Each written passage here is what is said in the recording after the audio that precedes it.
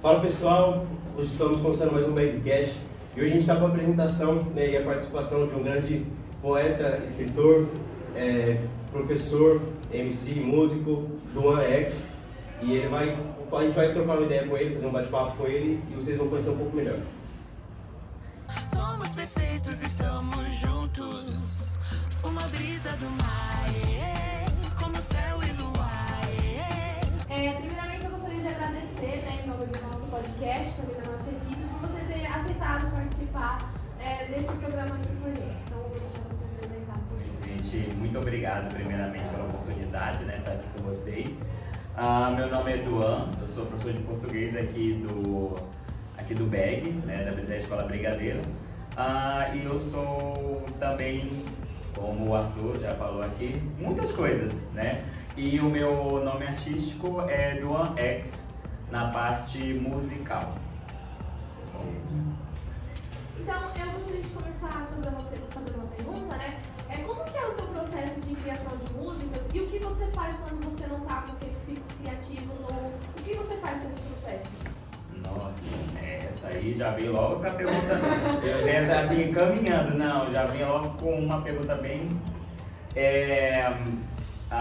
Como que eu faço? Primeiro que as minhas músicas, elas eram poemas que eu escrevi há 10, 13 anos atrás, né? A minha próxima música que eu vou lançar próximo mês, que é o mês de outubro, é uma música que tem há 13 anos. Então, era assim, havia uma inspiração, um momento que eu estava passando algo e eu começava a escrever. Claro, sempre tem uma referência, né, de uma música e eu escrevia.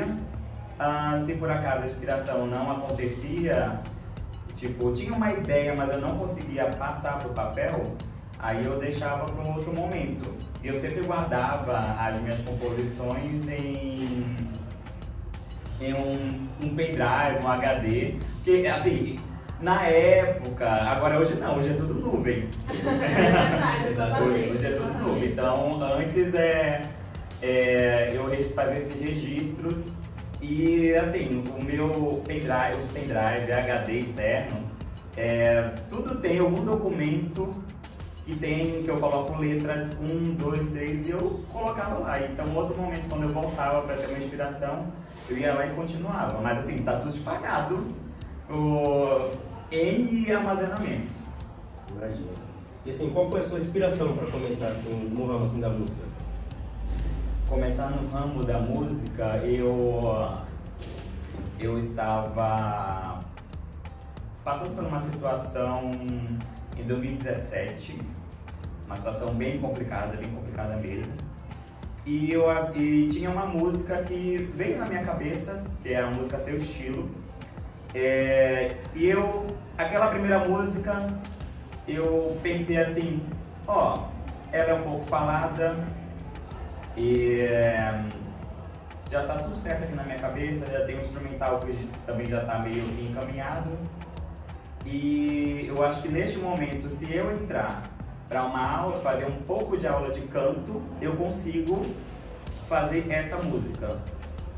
Porque antes era sempre assim, eram poemas que na minha cabeça de jovem adulto, já estava saindo lá da adolescência, eu pensava assim, essa música aqui eu sou um cantor, pega uma música dessa e faz uma versão, história, sucesso, enfim, a mente como é da pessoa, né? Mas não, a gente precisa fazer a música, precisa fazer o guia, tá bom? Então, naquele momento eu falei, eu acredito que eu consigo fazer essa. Então saiu da ideia de ter só, de estar só no papel. Fui lá para 2017 e eu transformei, era uma... quem aí querer escutar depois o Seu Estilo, falar muito de superação. Então foi um momento que a chave virou. Né? A chave virou, então o que era só texto dá para se transformar numa música. E é por isso que até hoje também eu tenho um pouco de trauma / inspiração com o número 17. Então, que foi ontem. Senão eu não gravaria. Não, de dia 17. Então, toda coisa relacionada a 17 eu meio que fujo. Mas também me serviu de uma coisa muito especial. Foi a virada. Eu olhar e falei, dá pra fazer isso. Então, como você se sente depois que você também termina de fazer as suas composições ou quando você quer lançar uma música? Como eu me sinto... Quando eu termino a composição, eu me sinto leve. Eu consegui transcrever algo que estava na minha cabeça e eu consigo pegar o texto e ter uma ideia de melodia para isso, né? Aí quando eu realmente termino uma música, a sensação é ótimo, agora eu posso ir para outra. Assim, eu sempre então é uma coisa, uma sensação muito boa, né? Não é, você deve entender como é isso. Quando algo só tá na ideia e você vê, olha, isso tá se criando, tá existindo. Porque só na sua cabeça não é só uma ideia. Quando realmente tá se criando, você fala, olha, dá pra fazer, tá ficando bacana, tá ficando legal. E quando vira uma música mesmo, aí tem a questão com o produtor e tudo mais, eu fico pensando na situação. Às vezes a música sai exatamente como estava na minha cabeça. Outras não, outras elas saem melhor. Sim. Bacana. E como você consegue assim, conciliar essa questão entre professor e músico, né? Assim, você acha difícil, tem alguma complexidade nesse contexto? Ou você acha que é muito simples, você consegue conciliar tranquilamente? Eu acredito que eu fico no meio termo. Mas eu gosto da minha profissão porque, por exemplo, quando eu consigo ir para esse viés mais artístico, em português, nossa, é o meu xodó. Então, eu gosto muito de fazer isso. E eu gosto também de incentivar alguns alunos, certo? Então, neste momento que eu estou falando, mostrando meu trabalho, os meus projetos, e o aluno fala, isso, eu também gosto de fazer isso, gosto de escrever, gosto de compor, gosto de tocar um instrumento. Então, a educação, ela me alimenta. Eu acho que ela é eu acredito que ela soma muito, certo? E eu não acho que seja difícil, eu acho que até facilita, até para eu realmente, quando eu não estou no estúdio gravando ou estou me apresentando, estou dando aula, ela me alimenta, né? Porque eu tenho esse contato com jovens. E estranhamente era uma coisa que eu não imaginava também, que a minha música ia ser muito consumida por essa faixa etária. Inicialmente eu faço música para 30+, que é a minha faixa etária. Mas os jovens gostam, não sei se é porque eles não conseguem escutar algo parecido, porque o meu realmente eu não sigo a fórmula das músicas atuais, das músicas meio que são atemporais, e é porque eu sou de outra geração também. Então, é interessante você ter falado sobre essa sua questão entre ser um professor e ser um artista, porque muitas vezes as pessoas pensam, se ele acabar tendo mais fama na questão do artista, vai parar de ser professor, ou porque tá por isso, ou não sei. Mas tem essa desvalorização também da sua profissão, né? E é muito legal você falar que quanto a sua profissão também ajuda na sua carreira artística. Eu vou completar aqui que assim, se um dia eu chegar e realmente ficar insustentável continuar na profissão de professor, eu nunca quero ser de educação.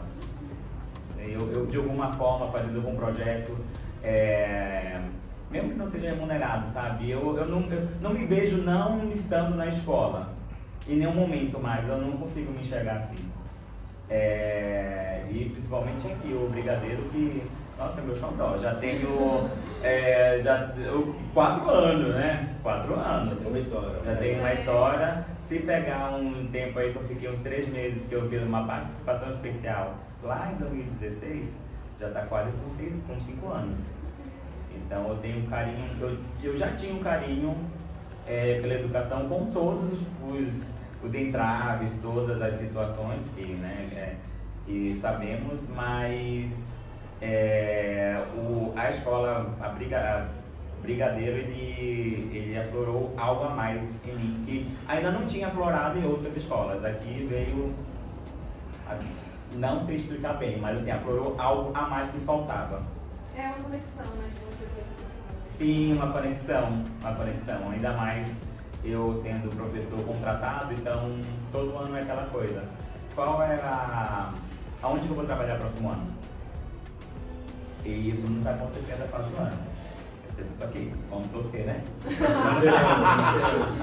E agora, assim, voltando assim, para esse contexto assim, artístico, né, já teve algum momento assim, dentro da sua carreira que você acabou recebendo alguma crítica que te afetou assim, dentro dessa carreira? Críticas chegou a afetar críticas de pessoas muito próximas, mas eu acredito que eu olho assim se é uma crítica construtiva ou se é uma crítica que realmente eu não consigo suprir. Por exemplo, eu queria que você cantasse de tal estilo, nossa, nada a ver, você podia cantar isso. Não é a minha arte, não é a minha arte. E eu não vou falar quem é, porque é uma pessoa muito próxima, acho que ela vai ficar um pouco chateada se eu espanar ela aqui. Mas eu falei, tudo bem, você não gostou dessa música? Não posso fazer nada, é construtiva. Você precisa treinar um pouco mais, certo? Continuar na aula de canto, entender um pouco mais de instrumentos, né? Então, aí quando teve essa situação em que eu estava quase dormindo e a pessoa escreve um texto imenso porque não gostou de tal música. Eu falei, mas tem outras músicas. Tem outra, mas por que do nada você começa a falar na música? É a minha arte, é o jeito que eu imaginava a música, né? Então, e essa pessoa, por exemplo, ela ama Brisa do Mar, né? Porque eu não falo, ela é bem melódica. Não tem um momento que eu começo a falar, né? Aí eu falei, mas tem outras músicas e eu coloquei na minha cabeça que eu não tenho como, ninguém pode agradar todo mundo. Eu coloquei na minha cabeça, essa é a minha arte. Você pode não gostar de uma música, ou todas as músicas, enfim, mas quem me escutar vai falar assim, isso aqui é muito do An, isso aqui é muito do X, isso aqui não é o do X, isso aqui tipo, isso não se encaixa nele, né? E claro que eu sempre experimento, mas tem uma construção de identidade, né? E eu sou muito fiel à minha identidade. É esse gênero que eu estou fazendo aqui, o meu pop, que eu vou andando com outros gêneros, mas eu não vou agradar todo mundo. Bom. Exatamente. É até importante essa questão, porque a gente não precisa necessariamente mudar para outra pessoa, né? A gente tem que mudar para si próprio. Então, assim, muitas das vezes não vale a pena a gente mudar para outra pessoa para tentar com esse objetivo justamente de agradar outra pessoa e sair do nosso conforto, daquilo que a gente gosta, né? Daquilo que a gente acha assim prazeroso. Então realmente não vale a pena. Exatamente, até porque você perde, né, a sua essência, aquilo não é você. E é muito legal também você ter falado sobre o que são as críticas construtivas e o que não é, o que você deve levar para você e o que você não deve levar. Sim, a gente precisamos ser humildes com o nosso trabalho. Eu acredito que eu tenho muita coisa para melhorar, mas eu preciso curtir o que eu estou fazendo. Se eu faço um som, um trabalho que tipo eu escuto ele e falo, eu não gostei disso, mas eu acho que o pessoal vai gostar, não funciona comigo isso. Eu realmente sou do tipo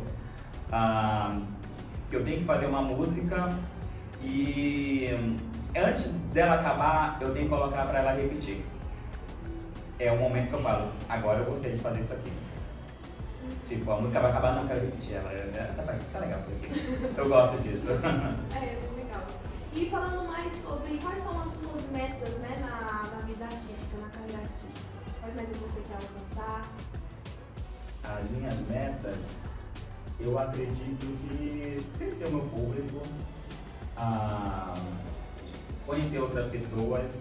Eu gostaria de mostrar meu trabalho para outras pessoas, certo? Porque apesar de, até hoje, acho que foi até hoje, perguntaram para mim se eu escrevo as minhas músicas. Até hoje perguntam. Então, gente, o foco é esse. O foco é eu realmente escrever, criar as minhas letras e transformar em música. Mas aí eu esbarro algumas ideias que na minha cabeça elas não casariam muito com eu cantando, e sim outras pessoas. Eu penso em outros timbres para cantar algumas músicas, então eu gostaria, a minha meta é realmente expandir esse meu lado mais compositor, certo? Me divirto cantando, mas eu estou em busca de expandir minhas ideias para escutar em outras vozes. Dentro das questões assim, do processo criativo, assim, você teve alguma dificuldade, tanto no início quanto agora, assim, por exemplo, questão assim, de termos de bloqueio criativo, quando você passa por essas questões, como você consegue lidar?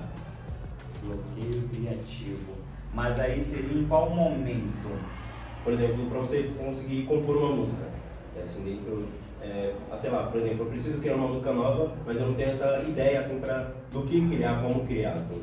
Você chega a ter esse momento, tipo, vem, por exemplo, algum som, algum ritmo, você fala, putz, eu acho que dá pra fazer alguma letra que eu já tenho antiga, por exemplo. Sim, eu pego referência, né, eu escuto bastante música de todos os gêneros possíveis, então eu pego isso e falo, agora eu consigo fazer, eu tenho essa ideia, dá pra fazer isso. Eu acho que a parte que realmente causa um bloqueio é no começo da produção da música com o produtor. O produtor, ele manda o instrumental, é o momento mais crítico, é o momento que eu tenho que ver o que eu consigo tirar dali, e realmente a parte, não vou falar que é um bloqueio, mas a parte mais difícil é a primeira versão do instrumental para eu colocar a música que tem na minha cabeça.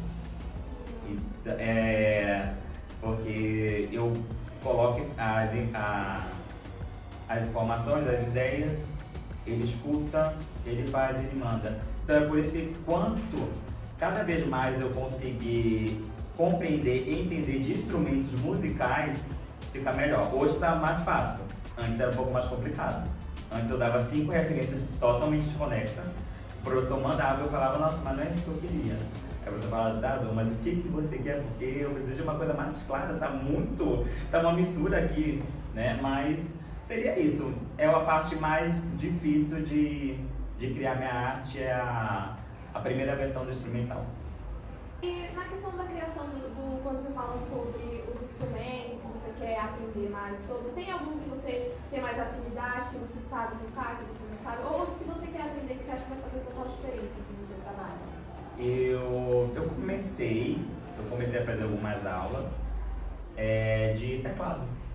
Nossa, você entender de nota, sequência, e foi bem bacana. Então, o que aconteceu foi na última eleitiva, no último apresentação da eleitiva culminância, uma aluna trouxe o teclado dela, minha filha, eu me senti uma criança com aquilo ali.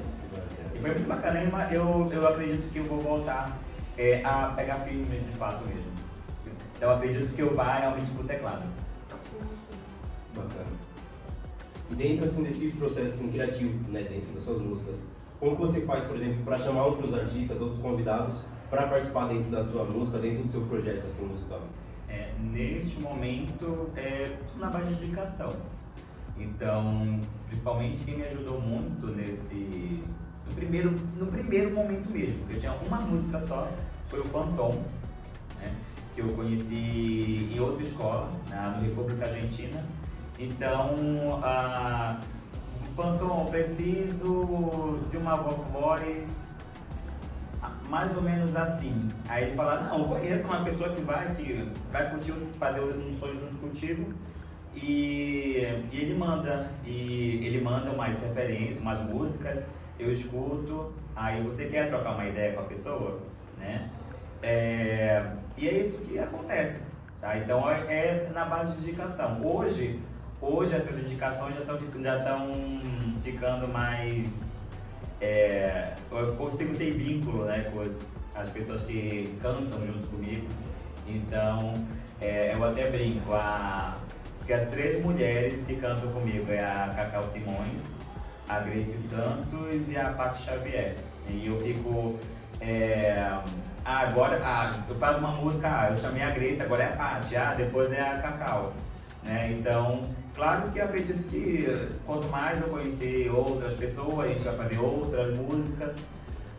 Mas foi isso, é uma ideia de timbre, uma indicação, eu escuto e eu eu converso com a pessoa e a pessoa aceita trabalhar junto comigo. E tá saindo projetos bem interessantes. Por exemplo, a minha música, O Último Som da Guitarra, a Cacau, ela cantou exatamente do jeito que eu imaginava na minha cabeça. Era aquele timbre, eram aquelas notas, e está sendo bem interessante isso. É assim que funciona neste momento. Bom? Bacana mesmo. Como a gente já está se encaminhando aqui para o final, eu queria fazer uma pergunta, né, para você. Que dicas ou conselhos você dá para os nossos alunos que também querem seguir nessa carreira artística ou até querem ter aquele pico de criatividade também para começar o seu trabalho? O que eu posso falar é que comece, porque você vai melhorando com o tempo. Não fique preso a achar que ainda não é o momento. É assim, você nunca vai estar preparado, certo? Então você vai evoluir da forma que você vai produzindo, vai entendendo o processo. Eu tô com ou tô com um bloqueio criativo, não sei por onde começar. Aí quando é o bloqueio criativo, eu oriento realmente você viver, você aproveitar. Viva! Do nada você vai ter uma ideia. Não fica assim, nossa, eu preciso fazer isso. Não. Saia, veja pessoas, converse, assista algum filme, escute uma música, ou consuma entretenimento também, que vai te ajudar, tá? Então é isso. Isso que eu posso falar para quem está querendo começar. O bloqueio criativo, você tem que consumir o mundo, né? E essa outra questão de começar, é só começar. No decorrer do caminho você vai melhorando, pessoas vão te ajudando. Mas o fulano ali não quis me ajudar. Não, ok, deixa, não era para ser aquela pessoa. Outras pessoas vão te ajudar, tá bom? Essa é a dica que eu posso dar para o pessoal aí que está querendo começar algum projeto, que está assim na gaveta já tem tempo. Bacana, principalmente nesse contexto que você falou, de inspiração, né, de referência. Então, assim, é sempre bom para quem faz, no caso, esses contextos assim, artísticos, né? Sempre é bom se basear em uma música, se basear, por exemplo, numa paisagem. Até de uma paisagem pode vir um estralo assim, na cabeça e vir uma composição, por exemplo, né? Acho que só como uma última pergunta, assim, para finalizar. Assim, dentro do contexto assim, da música, né? Eu acho que você já conheceu bastante gente assim, dentro desse cenário. Mas você já participou ou já gravou com algum outro artista assim, independente dentro do contexto assim, musical? Que você conheceu assim, no decorrer da sua carreira? Eu gravei... todas as pessoas que eu gravo são artistas independentes. E eu já tive a oportunidade, não de gravar assim, gravar mesmo um projeto, mas eu participei de um encontro, né, que foi na Casa da Árvore. Então ali eu cantei com algumas pessoas, né? Eu travei em outro momento, porque enfim, tinha mais de 100 pessoas ali e não era enfim, não tinha ainda essa experiência de cantar para muita gente, mas eu já conheci várias pessoas, vários artistas incríveis, artistas de rua, certo? Então, e eu até pegar um pouco do gancho, antes eu ficava muito fechado em cantar no mesmo palco de X artista, e nossa, a gente tem, fora do mainstream, temos tantas pessoas incríveis, tantas vozes, tantos projetos, então eu não tenho hoje eu não tenho essa visão. Eu quero conhecer aquela pessoa que, sei lá, que mora no mesmo bairro do que eu, mas eu não tenho noção qual o projeto que ela tem, o artista que ela é. A gente não tem noção como estamos rodeados de pessoas, de artista para valer. Não temos, a gente está falando com uma pessoa e a gente não sabe o artista que ela é. Então ficamos por aqui, encerramos hoje com essa grande entrevista. Escutem artistas independentes, escutem Duan X, acompanhem ele nas plataformas digitais, curtem, comentem, compartilhem e até o próximo Backcast. Obrigado, pessoal. Tchau, tchau.